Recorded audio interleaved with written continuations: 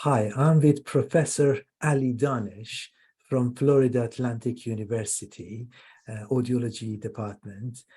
Ali, thank you very much for joining me. You're going to present some of your research studies in the 6th International Conference on Hyperacusis and Misophonia, which is planned for 1st and 2nd of July at Birkbeck College, University of London. So thank you very much for joining me in this brief conversation, and tell us a little bit about your research. Yes, thank you for inviting me, Dr. Aazh. I'm very excited to be there to present our research on the psychometric evaluation of two types of questionnaires that we've been using for patients with hyperacusis. This includes the HIQ, the Hyperacusis Impact Questionnaire, and the SSSQ, which is the Sound Sensitivity Symptoms Questionnaire. And these questionnaires, we tried to validate them and look at the psychometric evaluation of them, look at the internal consistency that they have, and look at the gender effect and age effect. The first questionnaire, the HIQ, is basically a questionnaire that has 8 items in it.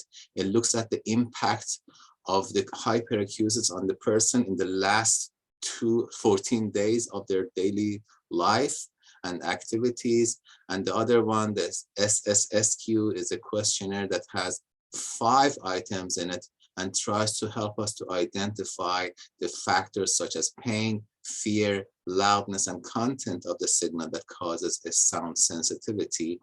And we've been very happy with the data. It shows that there's a good high level of internal consistency in these questionnaires. And I'm hoping that our research can basically encourage clinicians and scientists to use these questionnaires in their research and clinical services. Fantastic, thank you very much. And you not only lead and contribute to research on tinnitus and hyperacusis and misophonia, but also you are a clinical expert that helping patients every day with these conditions. So tell us a little bit about what is it that you do on daily basis in helping these your patients, and because it will be very interesting also to have discussions in the conference about different approaches. Absolutely. I mean, I love to see tinnitus patients because this is I feel that I can help many patients with this problem to get better, to have a better quality of life.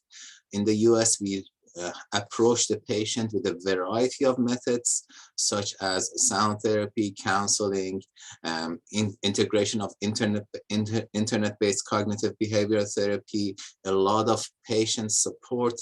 So we are pretty successful in helping patients with hyperacusis and misophonia and tinnitus. And as I told you, I feel that I make a difference in patients' lives when I do this, and I'm very proud and happy about it.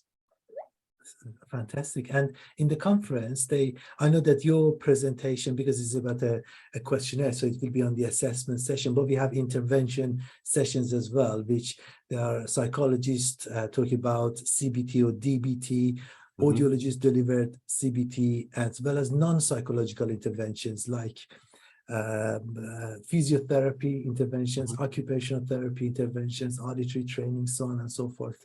So it is very interesting to see perspective from different clinicians, and it would be very great to have discussions among colleagues about bits and pieces of each intervention that we find most useful, which can guide clinicians, if you like, in their daily duties.